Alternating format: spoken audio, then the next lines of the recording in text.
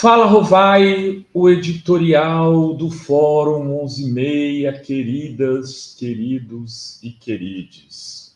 O PT se rendeu aos encantos? Não. À força de Arthur Lira e, junto com aliados lulistas nessa campanha, nessa vitória do Lula contra o Jair Bolsonaro, junto com o Geraldo Alckmin, contra o Jair Bolsonaro, teve que dar um passo atrás e fazer um acordo com aquele que fez de tudo para que o Lula não fosse eleito. De tudo. Né? Quem é o Lira? O Lira é o cara do orçamento secreto. O Lira é o cérebro que articulou esses vale auxílio taxista, auxílio caminhoneiro, auxílio para aqueles que precisam, mas que não podia ser dado naquele momento, e o auxílio emergencial, no meio de um processo eleitoral. Ele foi aprovando tudo para que o Bolsonaro pudesse disputar a eleição com a força que teve. Bolsonaro não teria 49% dos votos, né? E fazendo o Brasil correr o risco de ter um país liderado por um fascista por muito tempo, não fosse o Lira. Mas mesmo com tudo isso, o PT teve que decidir apoiá-lo para a presidência da Câmara e provavelmente Lira será reeleito a despeito de todos os crimes que ajudou a cometer na presidência da Câmara, que não foram poucos, entre eles a aprovação de todos esses auxílios que deveriam ter sido barrados pelo Supremo, porque interfeririam, como interferiram no resultado das eleições, com dinheiro do Estado. Ele vai se reeleger presidência da Câmara com algo assim espantoso de votos. Dos 513 deputados, provavelmente Lira terá mais de 450, entre eles votos de petistas, socialistas, comunistas e muitos istas que o combatiam há algum tempo atrás. Por que isso aconteceu?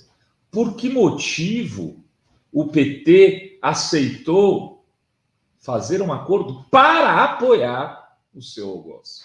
Não é para dividir poder, para apoiar. Porque o PT se viu absolutamente sem alternativa. Os deputados do PT perceberam que, se fossem para a disputa com Lira, seriam derrotados. E aí, num cálculo pragmático, avaliaram que essa derrota poderia colocar o governo Lula em péssimos lençóis. Qual era o cálculo político desses deputados, alguns com os quais eu conversei? É que Lula ganhou a eleição com 50,9% dos votos. Bolsonaro teve 49,1%. Lula vai começar, quando muito, com um índice de ótimo, bom e regular de aprovação do seu governo de 55% dos votos. Ou seja, vai ganhar alguns ali que não tiveram juntos ou que não votaram, mas nada mais do que isso. Ou seja, vai ter 6 meses duríssimos, sem recurso, por isso precisa apoiar aí uma verba para poder dar o auxílio para as pessoas que precisam de R$600, né? E para isso precisará contar com Lira e muita gente do Centrão, para o que eles chamam furar o teto, e eu chamo aí de fazer justiça social, né?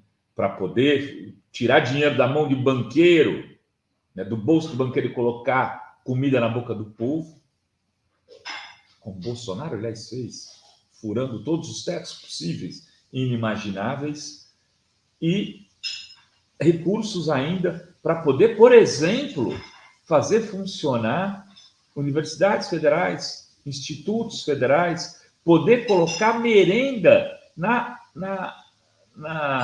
no prato do menino e da menina que estudam nas escolas públicas, e outras tantas coisas que não existem recursos no orçamento. Por exemplo, comprar vacina.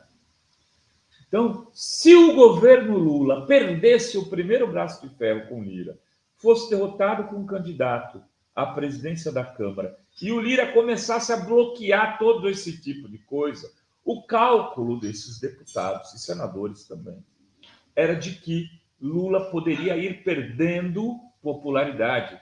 E não tem margem para isso. Ele está no 51 ao 49.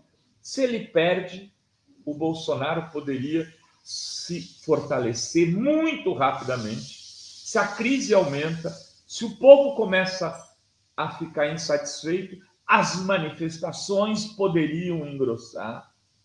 E aí o Lira poderia repetir Eduardo Cunha, tirar da cartola um processo de impeachment muito mais rápido do que talvez o próprio Eduardo Cunha tirou.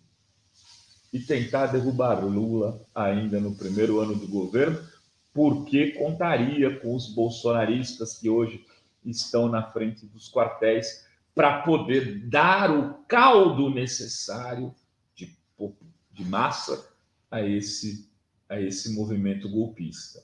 Era esse o cálculo, foi esse o cálculo que fez o PT recuar e anunciar apoio àquele que foi seu algoz durante toda a campanha. Os cérebros da Operação Reelege Bolsonaro foram, de alguma maneira, Lira e Ciro Nogueira, que está no Catar brincando de passear, ou de, sei lá, de entregar disquete, porque um levou disquete, o outro levou pendrive, talvez o Eduardo Bolsonaro levou os pendrives, e o Ciro Nogueira levou os disquetes e estão lá distribuindo para a galera que está vendo o jogo, que está muito interessada em saber como fazer um golpe no Brasil. Então, essas pessoas, o Ciro Nogueira, o Lula não tem necessidade de fazer acordo agora, mas com o Arthur Lira acabou tendo que fazer. O que isso vai significar, o futuro irá dizer. Se a estratégia pragmática, talvez excessivamente pragmática, de fechar um acordo antes, inclusive, de um anúncio de apoio à PEC, antes, inclusive, da posse dos novos deputados, né? Para que essa pressa toda? Porque eles perceberam que se chegassem atrasados na festa, no acordo, poderiam ser excluídos dela. Enfim, Lira se torna hoje, a partir desde ontem, com essa apoio anunciado, um homem fortíssimo do novo governo, do governo Lula. Sim, ele terá nas mãos, entre outras coisas, a prerrogativa de colocar impeachment para ser votado. O que isso vai causar, por exemplo, com Renan Calheiros, que é inimigo figadal do Lira, também a gente não calcula. A gente pode estar se fazendo um acordo que resolva a situação da Câmara e crie desequilíbrio no Senado. O tempo irá dizer. Da minha parte aqui, o que me parece complicado é de entre terminar a eleição, que faz exatamente um mês hoje, e fechar esse acordo com o Lira, foi tudo muito rápido. Tudo muitíssimo rápido. E sem que houvesse, pelo menos de forma explícita, algo em troca. É quase que um apoio dadivoso. Tipo, estamos fazendo todos os sinais para que você não nos maltrate. Enfim, a ver, era isso que tínhamos para hoje nesse Fala Rovai. Beijos, beijos e beijos a todas, todos e todes.